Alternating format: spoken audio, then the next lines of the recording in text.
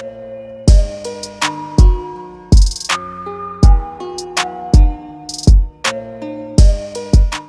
jemaat Tuhan yang saya kasihi, dalam episode kali ini kita belajar satu topik firman Tuhan yang saya beri judul adalah bebas tapi hamba. Bebas tapi hamba. 1 Korintus 9 ayat 19-20. Sungguh kemegahanku tidak dapat ditiadakan siapapun juga. Sungguh pun aku bebas terhadap semua orang. Aku menjadikan diriku hamba dari semua orang, supaya aku boleh memenangkan sebanyak mungkin orang. Demikianlah bagi orang Yahudi, aku menjadi seperti orang Yahudi, supaya aku memenangkan orang-orang Yahudi.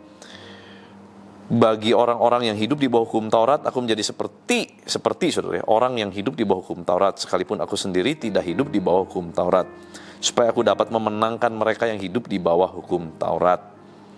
Saudara, jadi kita ngerti sekarang tujuan kita dibebaskan itu supaya kita bisa memilih menjadi seorang yang namanya hamba. Menjadikan diri kita hamba itu adalah sebuah keputusan. Keputusan yang mulia, keputusan yang luar biasa.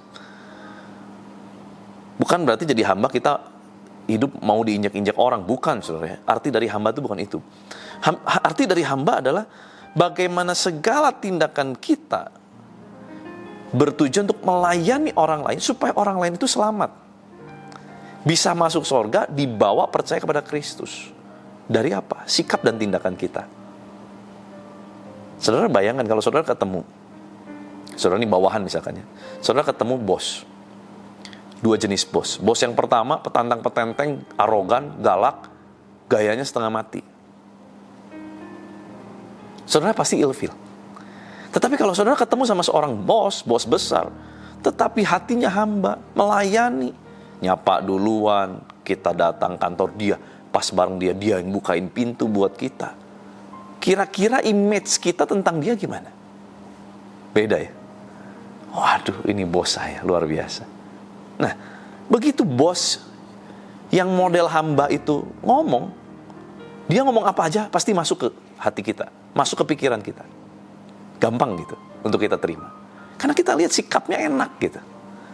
Tapi bayangin kalau kita ketemu bos yang udah arogan, suka marah-marah, maki-maki, terus dia ngomong firman, kita bilang gini, ngomong doang loh.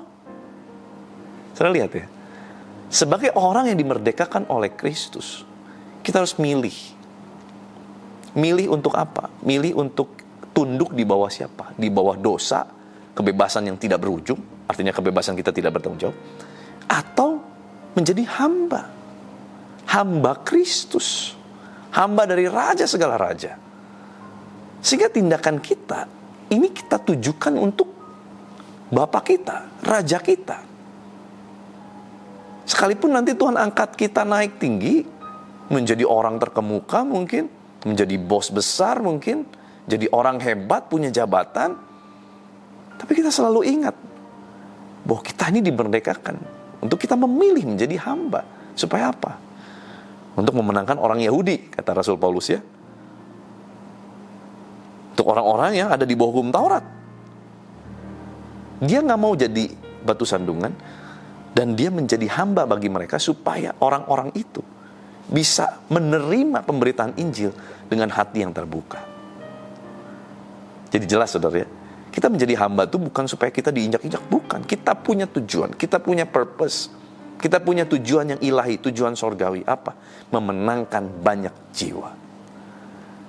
Maka dari itu kalau kita udah mau kesel banget, kita udah mau marah sama bawahan, ingat, kita nih duta kerajaan Allah. Jangan sampai gara-gara marah kita, kesel kita, yang kita gak tahan, yang keceplosan, yang gak kekontrol, akhirnya orang tuh malah kecewa sama Tuhan. Jangan sampai itu terjadi saudara ya. Mari kita yang sudah dibebaskan dari segala hukum Taurat, dari segala hukum dosa, tunjukkan ucapan syukur kita kepada Bapa di sorga. Tunjukkan ucapan syukur kita kepada Tuhan Yesus. Dengan cara apa? Menjadi hamba buat sesama kita, supaya mereka dimenangkan bagi Kristus Yesus Tuhan kita. Yuk kita berdoa. Tuhan, terima kasih buat firman-Mu mengajarkan kami satu prinsip kebenaran yang mungkin banyak bertolak belakang dengan prinsip dunia ini. Tetapi ini adalah prinsip kerajaan Allah, di mana kehidupan kami dimanapun kami berada, sekalipun kami diangkat tinggi menjadi orang terkemuka, Kami akan tetap menghambakan diri kepada Kristus, sehingga orang-orang boleh melihat dari tindakan sikap kami. Mereka boleh melihat ada Kristus yang tinggal atas kami. Berkati Tuhan setiap anak-anak-Mu yang ada di marketplace, di rumah tangga, di lingkungan sosial mereka, di gereja, dimanapun mereka berada. Tuhan berkati mereka, supaya hati mereka adalah hati yang seperti hati Kristus, hati hamba, hati yang mau melayani sesama, hati yang mendahulukan sesama, hati yang mementingkan jiwa-jiwa, sehingga banyak orang dimenangkan bagi Kristus Yesus. Terima kasih Bapa. Berkati seluruh aktivitas mereka sepanjang hari ini.